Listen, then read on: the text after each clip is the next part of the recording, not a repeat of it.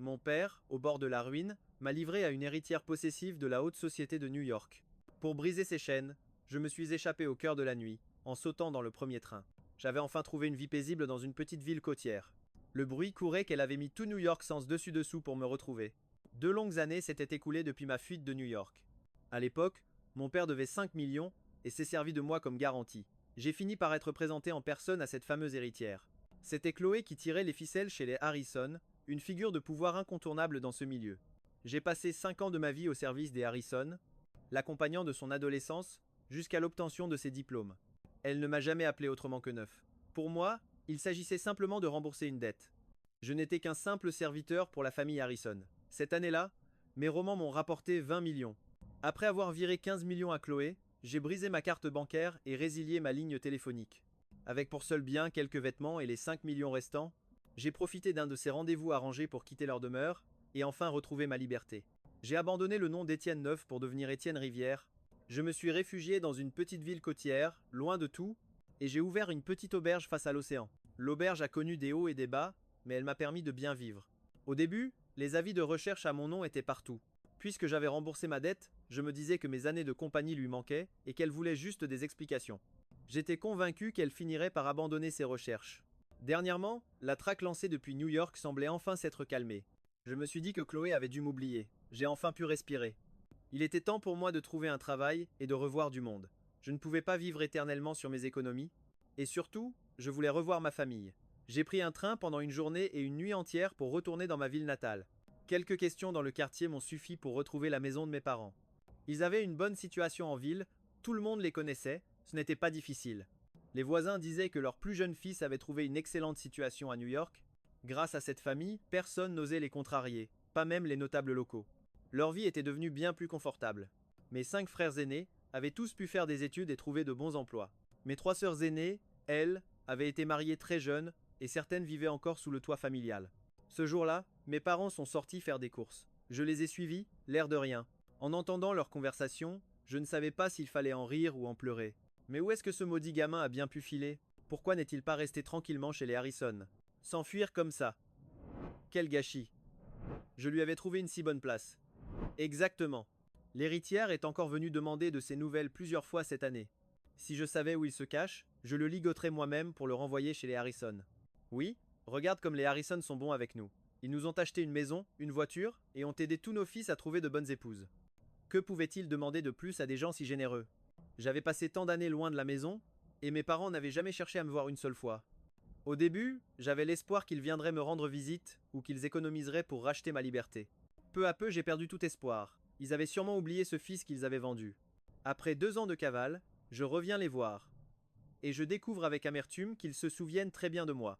Mais seulement celui qui vivait paisiblement avec les Harrison. Il était clair que je ne pourrais jamais retourner dans cette famille. Le soir même, j'ai pris un train pour retourner dans la ville côtière. Après 2 jours à reprendre mes esprits, j'ai décidé de postuler comme serveur dans un hôtel. C'était un travail simple, qui ne risquait pas d'attirer l'attention. Le propriétaire de l'hôtel m'a reçu, et voyant mon apparence soignée, il m'a laissé commencer le jour même. C'était la première fois que je travaillais vraiment, et je ne m'attendais pas à subir du mépris pour une tâche si simple. Hé, Étienne, va à l'accueil. Le directeur te cherche, m'a lancé un collègue avec un regard dédaigneux. Quand je suis arrivé, le directeur était en sueur. En me voyant, il m'a fait signe de m'approcher. Tu tombes à pic. On a une cliente difficile. Personne ne veut s'occuper d'elle. Vas-y, et quoi que tu fasses, ne contrarie surtout pas cette dame de New York. C'est une grosse cliente. Je n'ai eu d'autre choix que de pousser la porte et lui demander ce qu'elle désirait. La jeune femme en face de moi m'a fixé un long moment. Votre visage me dit quelque chose. Vous devez vous tromper. Comment pourriez-vous connaître quelqu'un dans un si petit endroit? Mademoiselle, que puis-je faire pour vous? Elle s'est levée et a tourné autour de moi, m'inspectant de la tête aux pieds. Votre nom de famille est Rivière? J'en suis certaine. Vous êtes bien Étienne, n'est-ce pas? Vous êtes de la famille Harrison de New York? Je vous ai aperçu une fois lors d'un banquet avec mes parents. Vous étiez avec mademoiselle Harrison. Vous faites erreur, c'est certain. Je suis d'ici. Je ne suis jamais allé à New York. Mon cœur a raté un battement. Je ne m'attendais pas à ce que quelqu'un me reconnaisse, alors j'ai simplement fait l'innocent. Ce n'est pas possible. Étienne a été élevé par les Harrison. Quelqu'un d'un petit village comme celui-ci ne pourrait jamais avoir une telle aura. Mademoiselle, le directeur m'appelle. Si vous n'avez pas d'autres demandes, je vais devoir vous laisser. Elle m'a congédié d'un geste sans chercher à me retenir. À peine sorti, je suis allé voir le type qui m'avait piégé. C'est quoi ton problème? On est collègues. Pourquoi tu m'as menti? Tu as l'air d'un gosse de riche qui vient s'amuser à la vraie vie. Arrête de faire semblant et de nous piquer nos boulots. Combien le patron t'a promis? Je n'ai même pas pris la peine de répondre, et je suis allé directement donner ma démission au directeur. Je ne pouvais prendre aucun risque. Si Chloé me retrouvait, tous mes efforts seraient réduits à néant. Après m'être caché quelques jours, j'ai compris que personne ne me cherchait. Complètement rassuré, j'ai décidé d'aller chercher du travail dans une ville voisine. J'avais beaucoup appris chez les Harrison. Chloé aimait m'enseigner toutes sortes de compétences. Le golf, le ski, la course automobile et même piloter un hors-bord. Je savais tout faire. Dans la petite ville, ces talents étaient inutiles. Mais en ville, les opportunités seraient bien plus nombreuses. J'ai trouvé un poste dans la plus grande station de ski locale, comme moniteur et responsable de l'accueil de l'hôtel. Le propriétaire, voyant que j'étais séduisant, était ravi de me confier les jeunes et riches clientes en visite. Un jour, un groupe de jeunes femmes fortunées est arrivé à la station pour un séjour, et j'ai été chargé d'apprendre à skier à quelques-unes d'entre elles pendant la journée. Sur les pistes, ces femmes étaient vraiment magnifiques, dégageant une aura de richesse typique des grandes villes. Beaucoup de gars profitaient des pauses pour essayer d'obtenir leur numéro. La jeunesse est une chose merveilleuse, n'est-ce pas? On dirait un vieil homme quand tu dis ça, a lancé la plus remarquable du groupe. Ses longs cheveux étaient impeccablement coiffés, sa posture parfaite et son équipement professionnel tranchaient radicalement, avec celui des amateurs qui louaient leur matériel à la station. Elle dégageait l'aura d'une famille noble ou fortunée. Mieux valait garder mes distances. Ce soir-là, le propriétaire de l'hôtel a organisé un banquet en personne et a insisté pour que j'y assiste, en compagnie de quelques autres beaux garçons de l'hôtel. Contrairement à ces jeunes hommes aux intentions évidentes, j'ai enfilé à contre-cœur mes vêtements les plus simples et me suis assis tout au bout de la table. Pendant le repas, le propriétaire a poussé les jeunes à porter des toasts, créant une ambiance des plus enthousiastes. Après tout, c'était une chance unique de rencontrer des personnalités influentes. Et ces jeunes femmes étaient de toute évidence riches, jeunes et magnifiques. Quel homme n'aurait pas été tenté? L'un d'eux a même chanté une chanson, s'attirant les applaudissements des demoiselles. Quand mon tour est venu, je me suis levé. Excusez-moi, je ne bois pas d'alcool, je porterai un toast à nos amis venus de loin avec du thé. Quelques-unes des jeunes héritières, de vraies têtes brûlées, n'ont guère apprécié mon refus. Arrête de faire ton précieux, lança l'une d'elles avant de venir me tirer par le bras.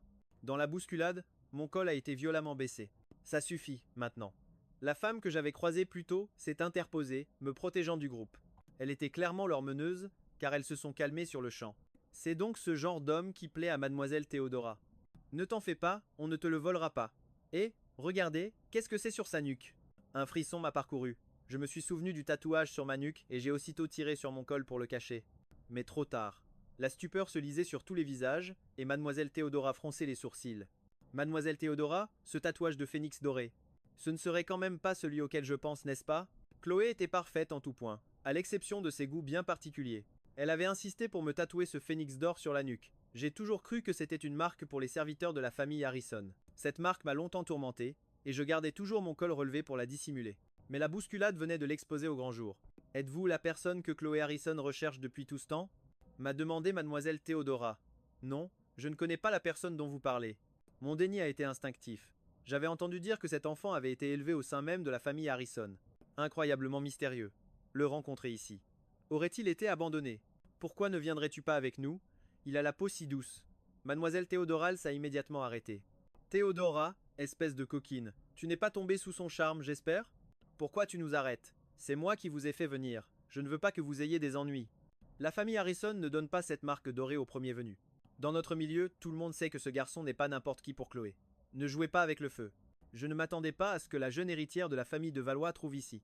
Le groupe, trouvant l'ambiance pesante, a rapidement mis fin au banquet. Le directeur a raccompagné les jeunes femmes avec force courbette, non sans me lancer un regard noir. Je me suis alors approché de Théodora. Merci de m'avoir tiré d'affaire, mademoiselle Théodora. S'il vous plaît, gardez le secret, même s'il n'y a peut être plus grand-chose à cacher. Mademoiselle Théodora a hoché la tête, le regard perdu. Vous vous cachez ici. Avez-vous besoin de mon aide? Non, merci. Je me débrouille très bien. Théodora a semblé comprendre que je me méprenais. Elle ne parlait pas d'argent. Elle voulait savoir si je risquais d'avoir des ennuis si on me retrouvait. Cependant, j'avais le sentiment que la famille Harrison m'avait abandonné depuis bien longtemps. Quelques jours plus tard, les demoiselles sont rentrées à New York, et j'ai enfin pu souffler. Mon cœur était apaisé. Le patron de la station de ski, lui, se fichait bien du statut social. Il pensait que j'avais offensé de riches héritiers, alors pour se faire pardonner, il me menait la vie dure chaque jour. Un jour, le patron a annoncé qu'un V.I.P. de New York avait privatisé toute la station pour le lendemain et qu'elle serait donc fermée. Un mauvais pressentiment m'a envahi. J'ai aussitôt demandé un congé, bien décidé à me terrer chez moi. À mon réveil, j'ai eu la certitude qu'une tempête était sur le point d'éclater. L'intuition de faire mes valises et de retourner dans ma petite ville pour quelques jours devenait de plus en plus forte. Je n'avais même pas fini mes bagages que le patron m'appelait déjà, m'ordonnant de revenir sur le champ pour m'excuser auprès du client. Je me suis dit, ce qui doit arriver arrivera. Autant y aller et en finir. Arrivé à l'hôtel, le patron m'a immédiatement traîné en direction de la suite présidentielle. En voyant les gardes du corps postés devant la porte, une envie de pleurer m'a submergé. J'ai fait mine de faire demi-tour l'air de rien, mais avant même de pouvoir m'enfuir, on m'a attrapé et escorté de force à l'intérieur. Le patron, voyant mon visage déconfit, a cru que j'avais de nouveau tout gâché. Il s'apprêtait à me renier quand il a été mis à la porte sans ménagement. La personne qui me faisait dos s'est alors retournée.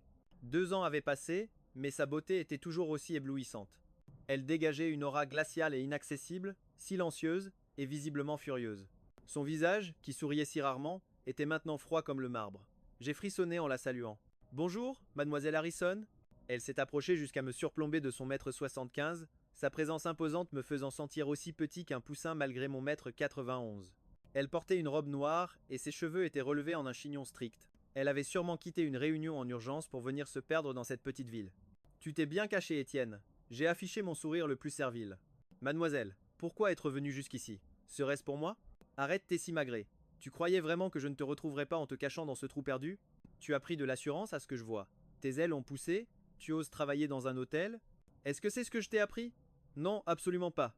Grâce à vos bons soins, je m'en sors très bien. Comment m'avez-vous retrouvé? Tu pensais qu'en changeant ton nom pour Étienne Rivière, tu allais pouvoir m'échapper?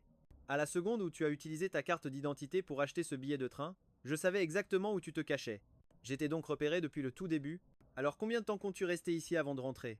Tu n'as pas l'intention de revenir avec moi? Mademoiselle, pardon? N'ai-je pas entièrement remboursé ma dette?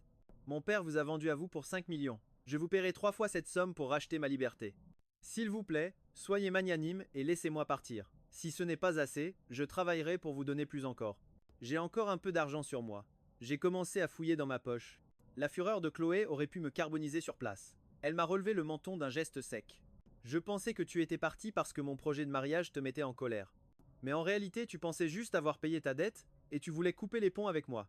Étienne, écoute-moi bien. Tu peux faire une croix dessus pour le restant de tes jours. J'ai libéré mon menton et l'ai regardé de haut. Pourquoi? Je n'ai signé aucun contrat d'esclavage. Je veux ma liberté. Chloé, toujours si distinguée, a ravalé sa rage pour ne pas exploser devant moi. D'un revers de main, elle a fait voler en éclats une tasse pour contenir sa fureur. Emmenez-le. Et c'est comme ça que je me suis retrouvé dans un jet privé, de retour à New York. De retour, une fois de plus, au domaine des Harrison. Rien n'avait changé là, bas. Ma chambre était exactement comme je l'avais laissée. Cette maison, c'était là où Chloé et moi vivions. Ses parents, eux, habitaient un manoir en banlieue. Sans moi, la villa Harrison semblait avoir perdu son âme. De retour à la case départ. À peine rentré, j'ai salué les domestiques de la maison, comme au bon vieux temps. Tout le monde semblait content de me revoir. Mais de Chloé, pas la moindre trace depuis mon retour. Visiblement, elle bouillonnait encore de colère, et je n'ai pas osé la provoquer. Elle m'accordait une certaine liberté, mais des gardes me suivaient partout, craignant que je ne m'enfuis de nouveau. Ce soir-là, j'ai reçu un appel du téléphone de Chloé, mais c'était l'une de ses amies au bout du fil. « Ton héritière est complètement ivre. Viens vite la chercher. » Quand je suis arrivé dans le salon privé, Chloé était méconnaissable, totalement effondrée. Tous les regards se sont tournés vers moi quand j'ai ouvert la porte. « Tiens, tiens, si ce n'est pas le jouet du jeune maître. Alors comme ça, tu es revenu. Pas étonnant qu'elle se noie dans l'alcool. » J'ai salué quelques visages connus. « Bonsoir, mesdames. Je suis venu ramener ma maîtresse. » Puis, j'ai essayé de l'entraîner avec moi. Mon regard a balayé la pièce et s'est posé sur Théodora. Il semblait que mademoiselle Théodora connaissait effectivement très bien les Harrison. Elle s'est approchée de moi. « Te voilà enfin de retour. Ouais, je n'ai pas réussi à m'échapper. Besoin d'un coup de main? Si tu veux vraiment partir, tu peux venir me voir. » Non, non, je ne veux pas vous causer d'ennui. Dans la pénombre, le regard de Théodora semblait étrangement mélancolique. Allez, venez aider l'héritière. Il est temps de rentrer à la maison. 2 serviteurs m'ont aidé à soutenir Chloé avant de partir. J'ai refermé la porte derrière nous. Dans la voiture, Chloé restait silencieuse, affalée contre le siège. Je me disais qu'avec sa résistance à l'alcool, elle ne pouvait pas être complètement inconsciente. Avant que je puisse réagir, une odeur d'alcool mêlée à une aura glaciale m'a submergé. Chloé m'a embrassé tendrement. Je me suis raidi instantanément.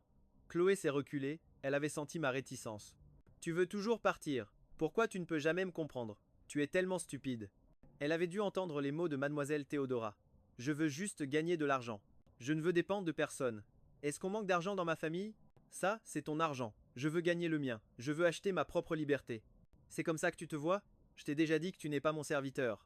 Mais je vous dois de l'argent, alors pour moi, je le suis. Tu cherches à me faire mourir de rage. Chloé, je veux gagner ma vie. Je veux travailler. Tu ne peux pas me garder en cage éternellement. Je suis une personne à part entière. Chloé n'avait aucun moyen de m'empêcher de chercher à fuir. À contre-cœur, elle m'a laissé travailler comme chargé de clientèle sur le terrain de golf de la famille Harrison. Son but était que je trouve ça trop difficile et que je revienne de moi-même supplier les Harrison. Mais pour moi, il était hors de question de rester un oiseau en cage. Avoir un travail, c'était mieux que rien, peu importait l'endroit. Le travail au golf était assez simple, accueillir et assister des clients très haut de gamme. J'avais un bon tempérament et de la patience à revendre. De plus, la plupart des gens connaissaient ma relation avec les Harrison et ne me cherchaient pas de noises. Théodora venait très souvent au terrain de golf ces derniers temps, cherchant un prétexte pour passer du temps avec moi. La famille de Valois du même calibre que les Harrison, elle était donc la seule à oser provoquer Chloé. Nous discutions tranquillement ce jour-là, quand le directeur est arrivé en courant. Il s'est excusé platement auprès de Théodora, expliquant qu'une jeune nouvelle riche avait causé des ennuis et démoli sa voiture. Je l'ai suivi sur le champ pour gérer la situation. Pendant l'altercation, cette nouvelle venue sans gêne a même tenté de bousculer Théodora. Je me suis interposé sans une seconde d'hésitation. Elle était une cliente précieuse, et mon travail était de régler ce genre de problème. Cependant, cette fille ne semblait avoir peur de rien. Voyant que je lui barrais la route, elle a aussitôt ordonné à ses gardes du corps de me corriger. Ma colère allait exploser, mais Théodora m'a retenu. Lâche-moi. C'est alors que Chloé est arrivée avec ses hommes pour calmer le jeu. Elle a exigé l'expulsion de cette semeur de troubles et a ordonné au gérant de la Blacklister à vie. C'était la première fois que Théodora, Chloé et moi, nous faisions face tous les trois. Une tension palpable s'est installée dans l'air. C'est mon homme, Miss Théodora, lança Chloé en me fixant, les sourcils froncés. C'est un homme libre, Miss Harrison. Il a le droit de faire ses propres choix. Le choix? N'avez-vous pas vu le tatouage sur son cou? Les autres l'ignorent peu, être, mais vous, vous savez. J'ai instinctivement touché mon cou. Que pouvait bien signifier ce tatouage? Il faudrait que je demande à Théodora un jour. Elle semblait connaître la réponse. Ça m'est égal, et vous ne me faites absolument pas peur. J'ai coupé court à leur conversation explosive, j'ai remercié Miss Théodora pour son aide, et j'ai entraîné Chloé loin de là. En jetant un regard en arrière, le visage de Théodora semblait un peu abattu. Alors que je l'emmenais, Chloé m'a demandé « Tu te cachais dans cette ville pour elle? Tu es folle? Nous sommes juste amis, je ne la connaissais même pas avant. » De retour à la maison, j'ai senti qu'une mise au point s'imposait. Miss Harrison, inutile de me regarder de cette manière. Si un jour je me marie, ce sera avec une fille ordinaire d'une petite ville, pas quelqu'un de votre monde. Plus tard, quand vous jugerez que j'ai assez payé ma dette, je trouverai une bonne famille et je me rangerai.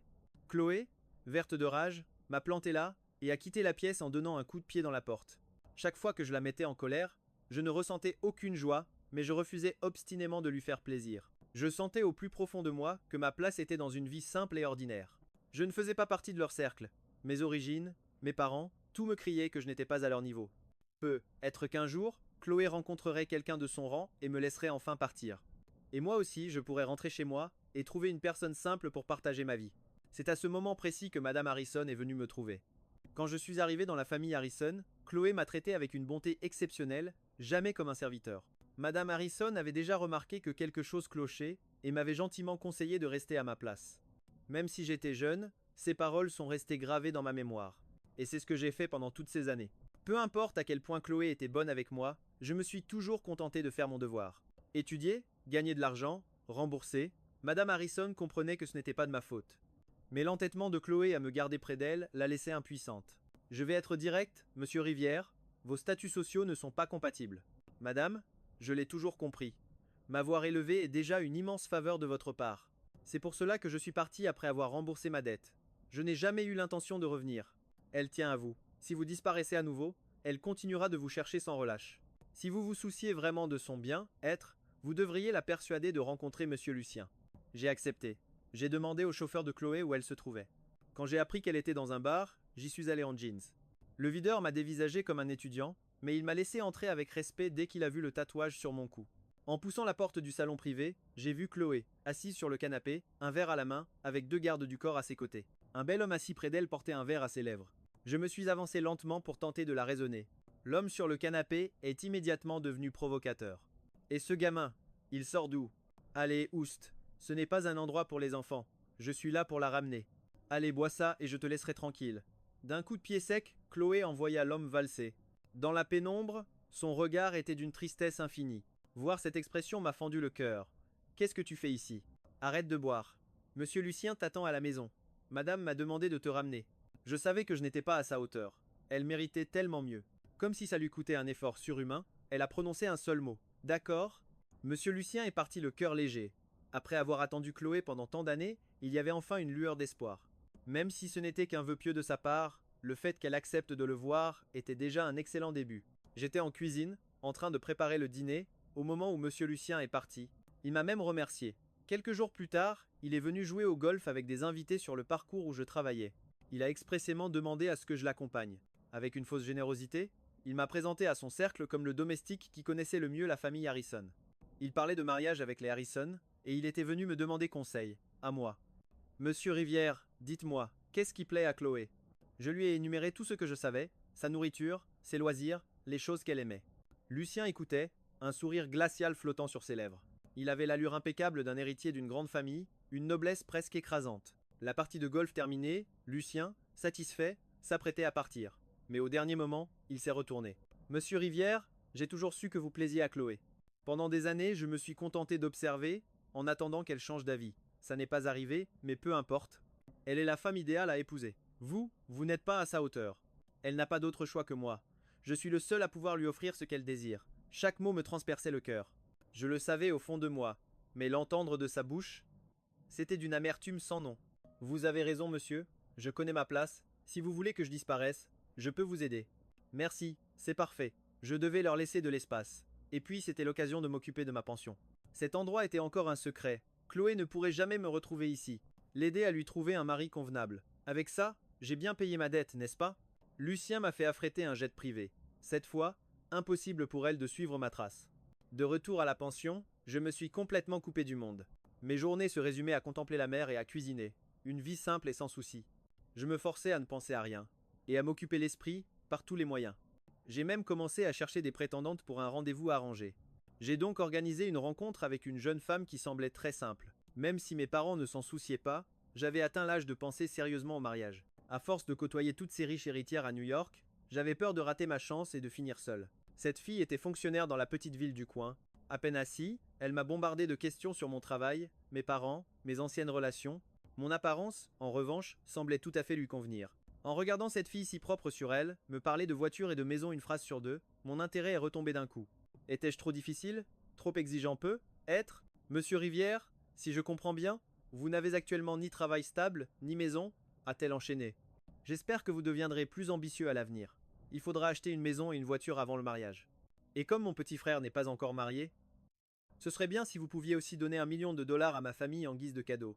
J'ai dû reprendre ma respiration. Je sirotais mon café avec un sourire en coin. Est-ce que je dois aussi acheter une voiture à ton frère? Ma question l'a visiblement contrariée. Ses yeux se sont plissés, et elle m'a aussitôt corrigé. Mon salaire est peu, être bas, mais je suis fonctionnaire. Un travail stable. Ma mère a dit que mon futur mari devait subvenir aux besoins de mon petit frère. J'ai secoué la tête. Quelle perte de temps. Je ne suis peu, être pas assez bien pour l'élite de New York, mais je ne suis pas au point de m'enchaîner à une personne pareille pour le restant de mes jours. J'étais bien mieux tout seul. Au moins j'avais les moyens de gagner ma vie. Je me suis levé. Madame, je ne pense pas que vous soyez faite pour les rendez-vous arrangés. Une personne comme vous devrait rester enfermée avec son frère pour la vie. La femme s'est levée d'un bond, prête à me jeter son café au visage. Mais avant que je puisse bouger, Théodora, vêtue d'une tenue de sport luxueuse, lui a versé de l'eau sur la tête. Comment tu m'as trouvé? Ai-je demandé.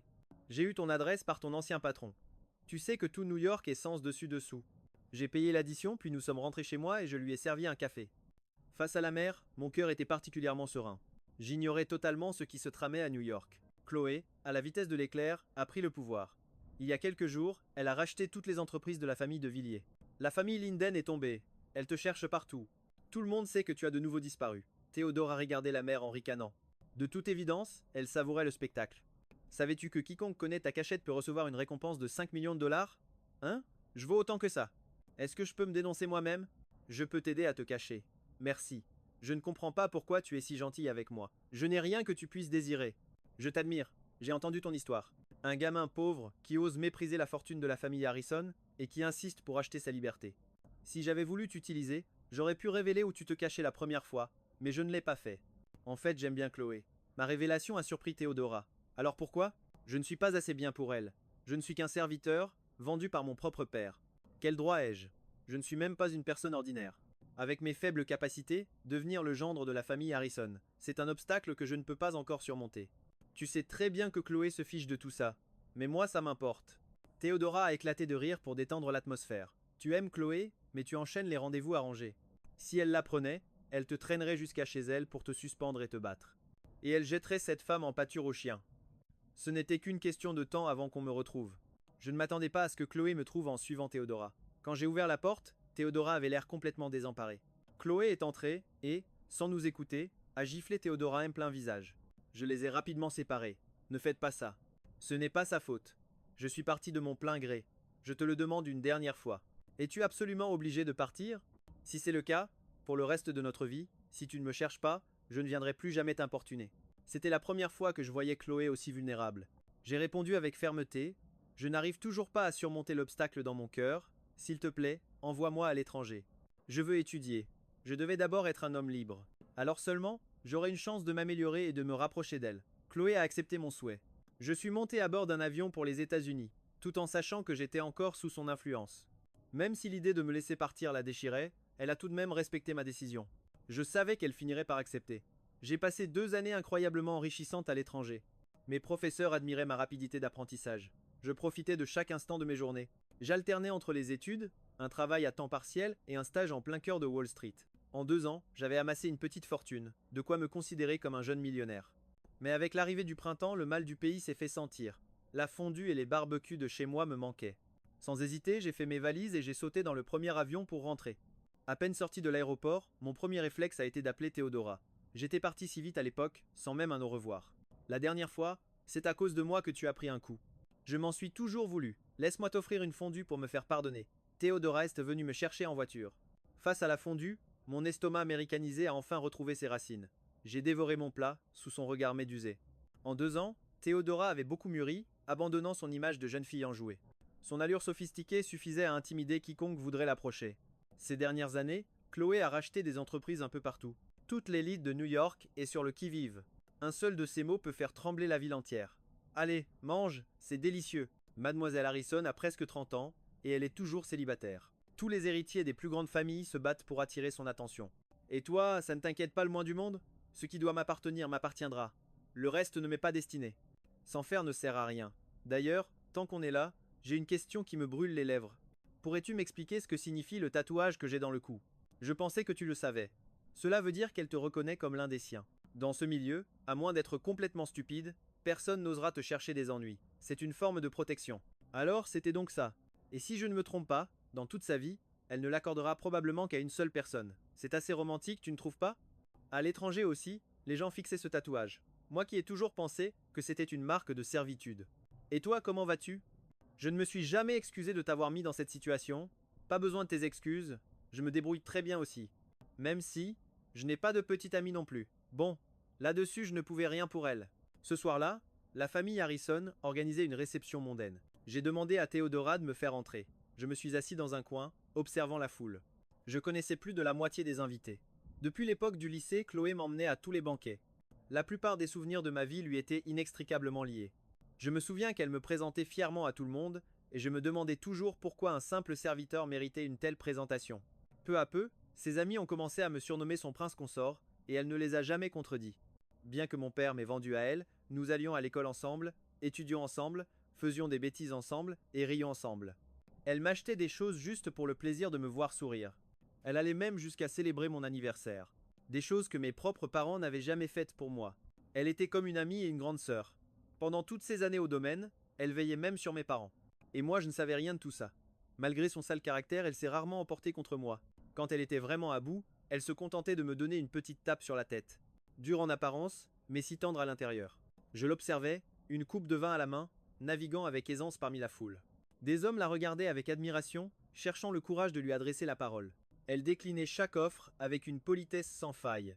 Les hommes retournaient à leur place, déçus, pendant que d'autres préparaient déjà leur approche. Je n'ai pas cessé de la fixer, jusqu'à ce que son regard croise enfin le mien. 2 ans seulement s'étaient écoulés à l'étranger, mais j'avais l'impression qu'un demi-siècle était passé. Elle a traversé la foule d'un pas décidé, et s'est finalement arrêtée juste devant moi. Pourquoi es-tu de retour?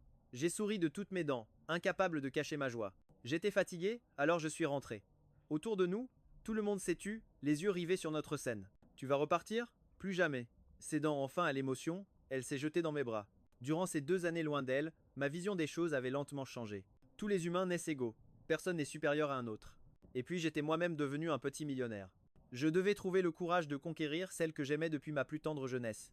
Cette fois, j'ai loué mon propre appartement au lieu de retourner au manoir des Harrison.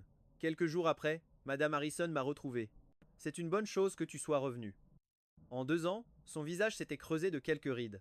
Dans mes souvenirs, elle avait toujours été cette femme magnifique et parfaitement entretenue.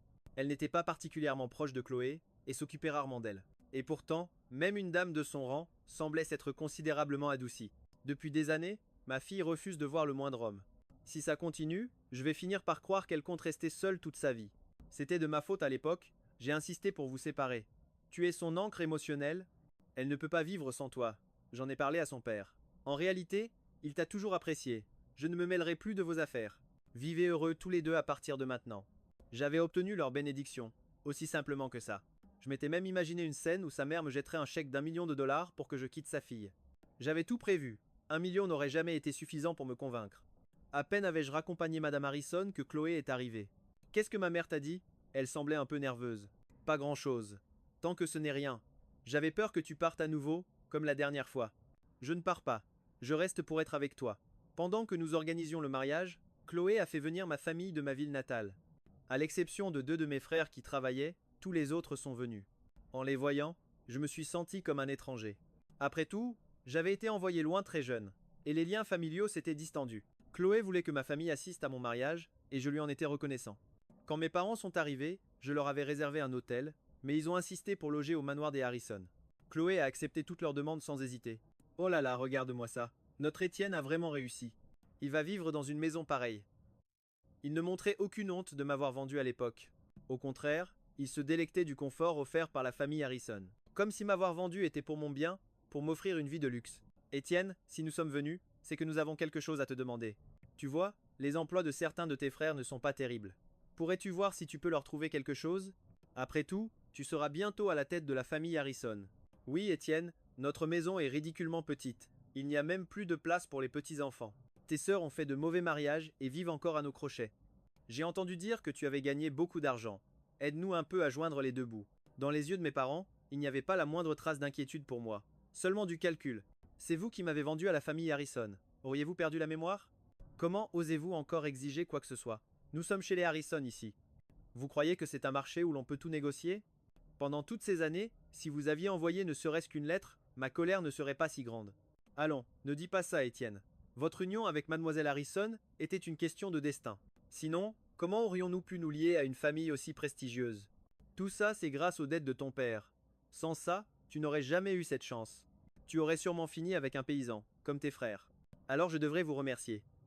De m'avoir vendu quand j'étais si jeune? Chloé s'est alors approchée et s'est placée entre nous. Durant toutes ces années, j'avais secrètement espéré ressentir l'affection d'une famille.